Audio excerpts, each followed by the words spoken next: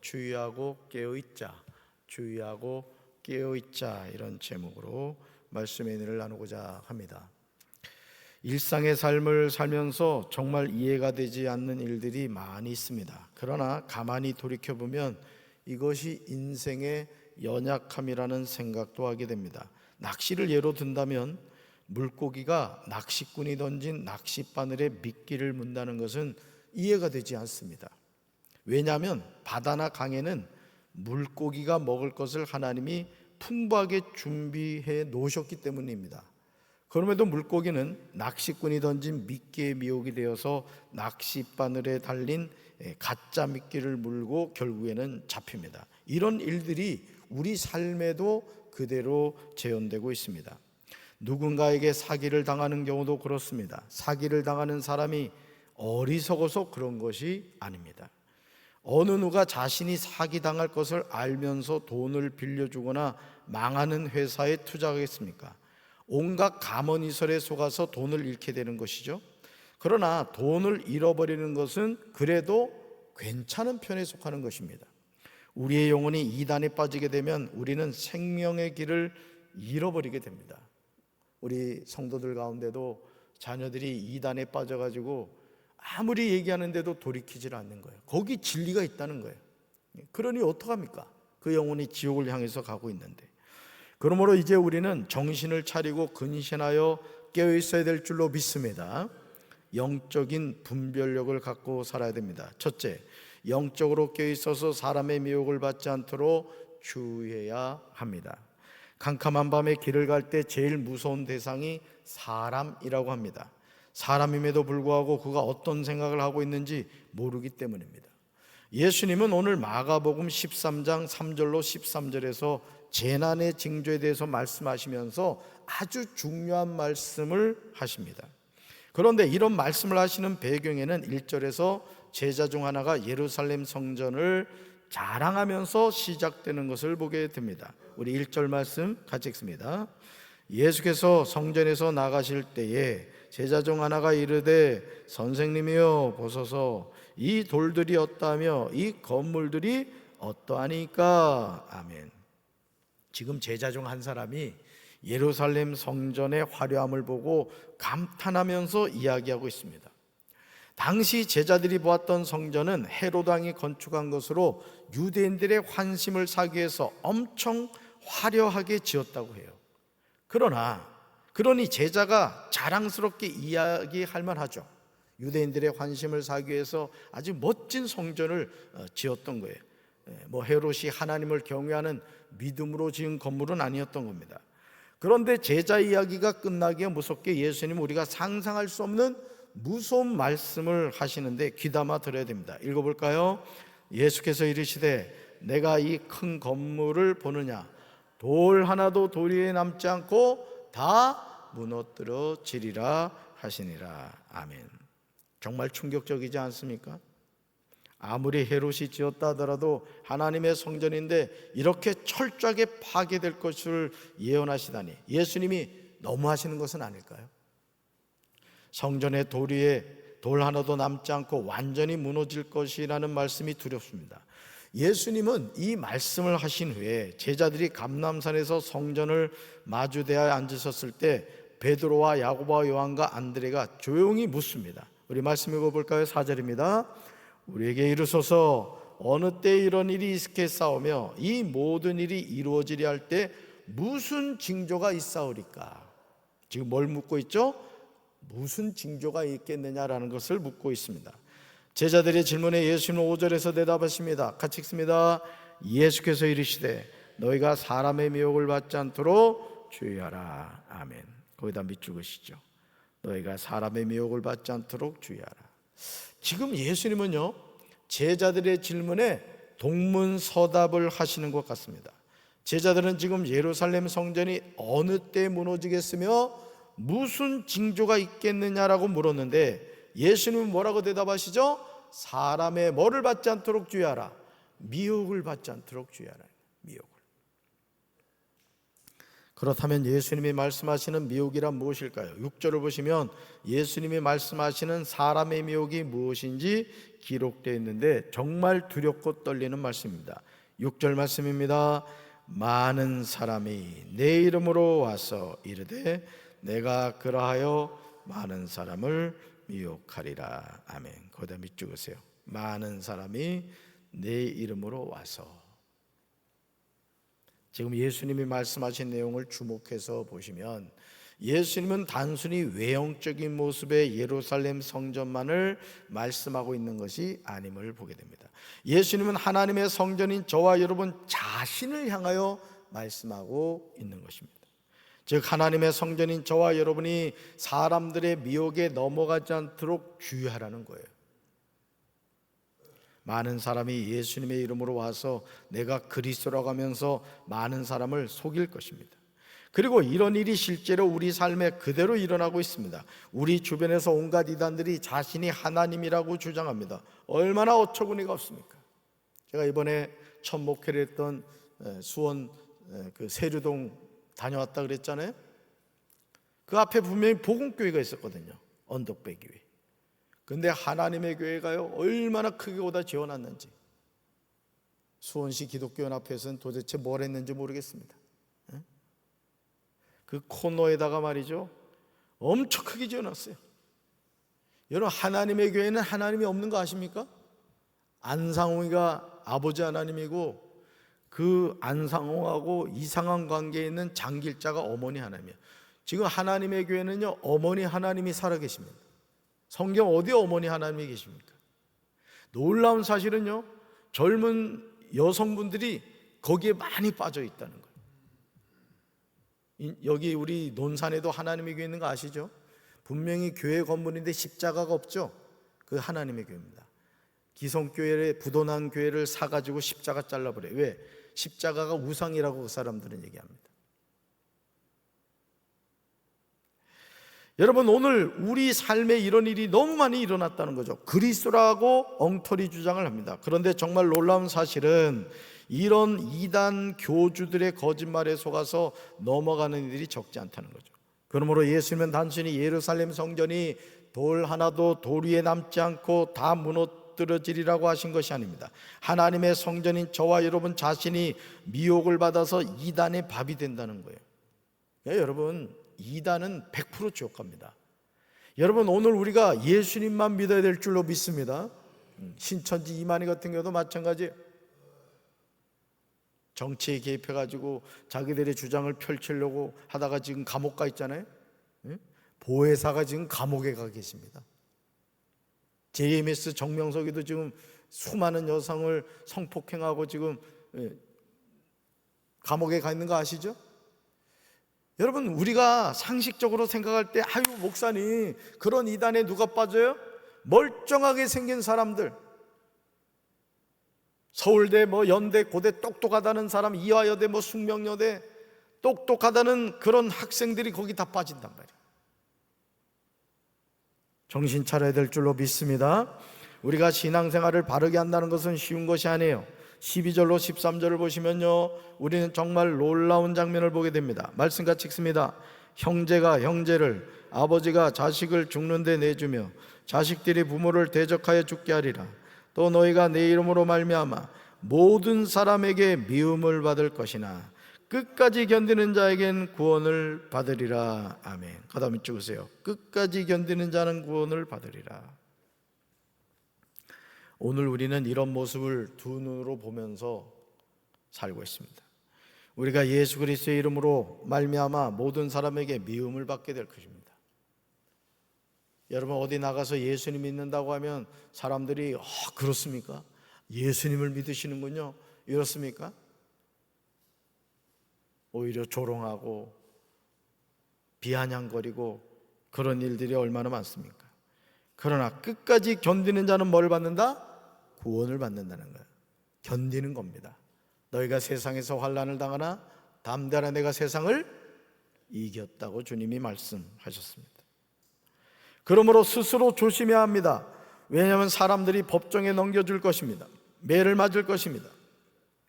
예수님을 믿는다는 것 때문에 통치자들 앞에 서게 되고 그들에게 증언하게 될 것입니다. 이것이 그리스도인의 삶이에요. 저 중국이라는 나라도요, 예수님을 믿는 사람들, 예를 들어서 거기서 선교사라는 것이 발각되면 바로 추방을 당합니다. 삼작교회라고 국가에서 세운 교회가 있습니다마는 그냥 모양만 교회인 거예요. 모양만. 중국 공산당이 통치하는 교회인 거예요. 그러니 뭐 교회라고 할 것도 없죠. 여러분, 지금 세계 곳곳에서요, 우리나라가 좋은 나라인 이유 중에 하나가 뭐냐면, 여러분, 우리 교회 다닌다고 핍박당하고 이런 일은 없죠. 그래도 예? 그런데 지구촌 안에 지금 교회 다닌 것 때문에 목숨을 잃고요, 또 불이익을 당하고 이런 경우가 많습니다. 모슬렘 국가에서 내가 예수 믿는다 그러면 모든 혜택이 다 사라진단 말이에요. 그래도 예수님을 믿는 거예요. 왜? 생명의 길이 이거라는 사실을 깨닫게 되니까 그런 거죠. 오늘 우리는요, 너무너무 편한 거예요. 그렇기 때문에 정신을 바짝 차리지 않으면 우리가 영적으로 타락할 수밖에 없고 세상의 길을 갈 수밖에 없다는 것이죠. 그러나 11절을 보시면 예수님은 우리가 어떻게 무슨 말을 해야 하는가 염려하지 말라고 하십니다. 왜냐하면 우리와 함께 하시는 성령님이 계시기 때문이에요. 말씀 같이 읽습니다. 사람들이 너희를 끌어다가 넘겨줄 때에 무슨 말을 할까 미리 염려하지 말고 무엇이든지 그때 너에게 주시는 그 말을 하라. 말하는 이는 너희가 아니요 성령이시니라. 아멘. 지금도 세계 곳곳에서 예수님을 믿는 신앙 때문에 죽임을 당하는 이들이 너무 많습니다. 13절 보시면요, 예수님의 이름으로 말미암아 모든 사람에게 미움을 받게 될 것이다, 이렇게 말씀합니다.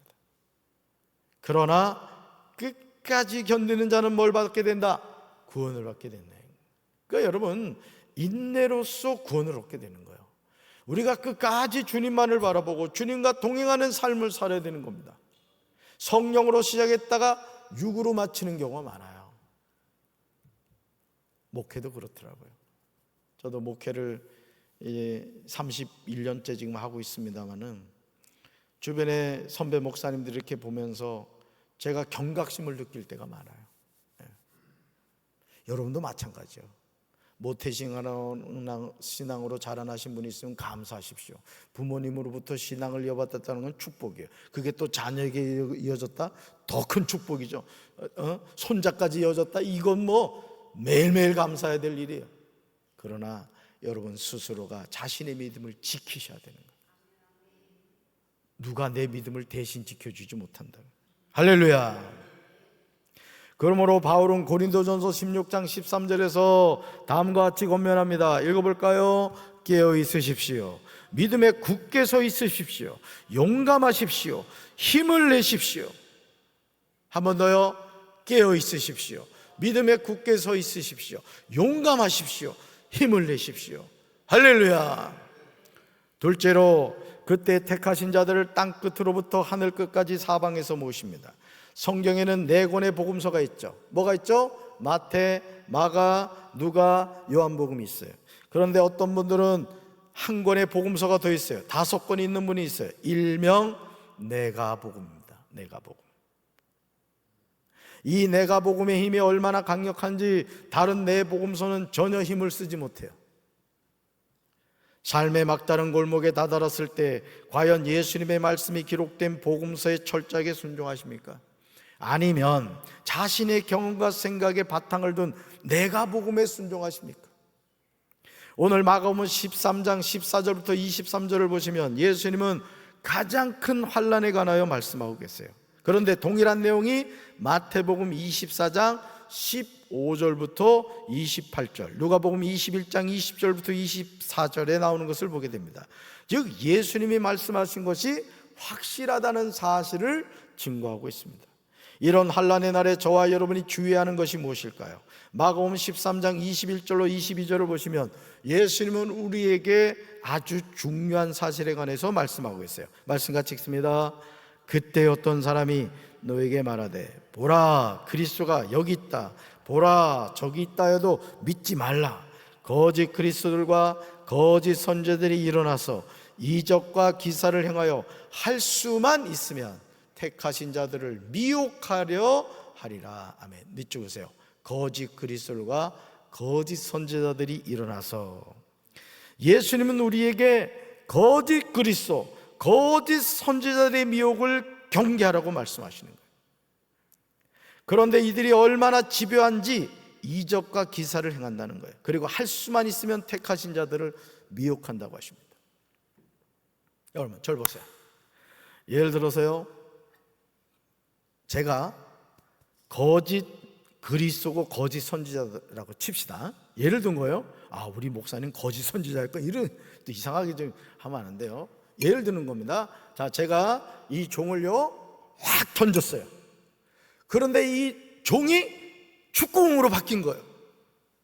여러분, 어떨 것 같아요? 얘기 안 해도 저를 바라보는 시선이 어떻게 될 거를 저는 압니다. 와, 대단하신 분이구나. 자, 제가 물컵을 들었습니다. 여러분 보십시오. 여기 권사님이 물 마시라고 줬습니다.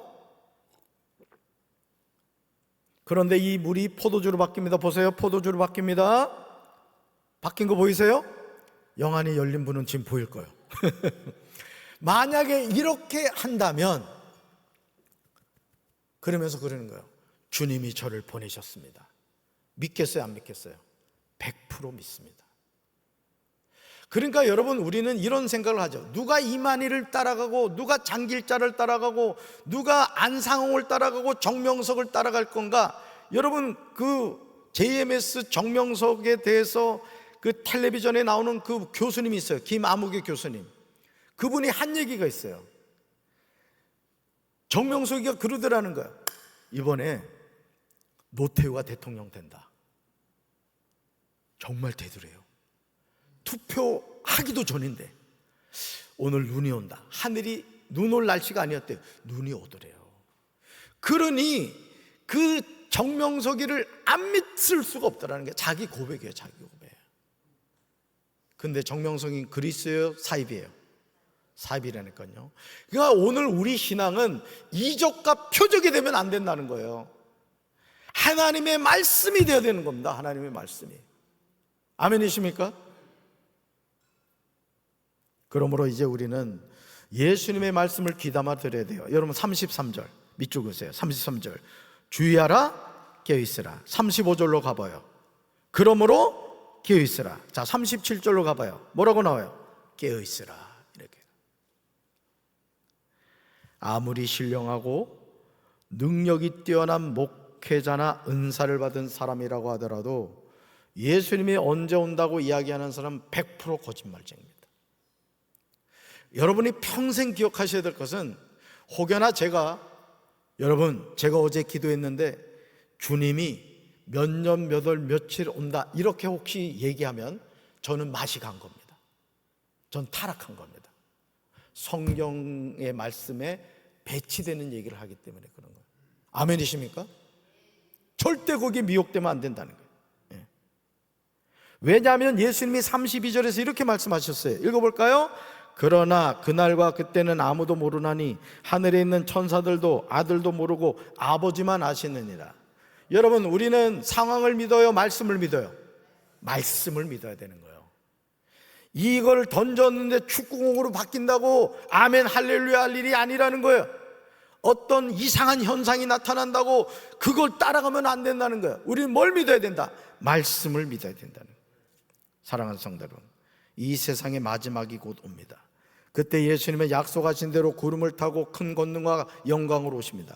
또 그때 예수님은 천사들을 보내어 자기의 택하신 사람들을 땅 끝으로부터 하늘 끝까지 사방에서 모실 것입니다. 그러므로 우리는 영적으로 깨어 있어야 돼요. 할렐루야. 예수님은 자신의 말이 확실함의 근거에 대해서 31절에서 다음과 같이 말씀하시죠. 읽어볼까요? 천지는 없어지겠으나 내 말은 없어지지 아니하리라. 자, 말씀과 천지 어느 게 더 중요하다는 거예요? 말씀이 중요하다는 거예요. 천지는 누가 창조하셨어요? 하나님이. 말씀은 하나님 그분이시란 말이에요. 천지는 피조물이지만 말씀은 하나님 그분 자체란 거예요. 그럼 뭘 붙잡아야 돼요? 말씀을 붙잡아야 되는 거예요. 말씀을. 이 눈에 아무 증거 보이지 않고 이게 아무 소리 들리지 않고 이 손에 잡히는 거 없다 할지라도 우리 신앙은 말씀을 붙잡는 거야. 말씀을. 아멘이십니까?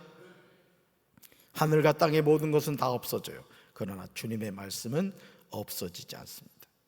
그러므로 이제 우리는 주님의 말씀만 붙잡아야 될 줄로 믿습니다. 오늘도 이 하루 하나님의 말씀을 붙잡고 승리한 우리 사랑하는 성도들 되기를 주님의 이름으로 축원합니다. 가슴에 손 얹겠습니다. 사랑의 주님, 거짓 선지자들과 거짓 그리스도인이 나타나 이적과 표적을 행함으로 하나님의 백성들을 미혹한다고 했습니다.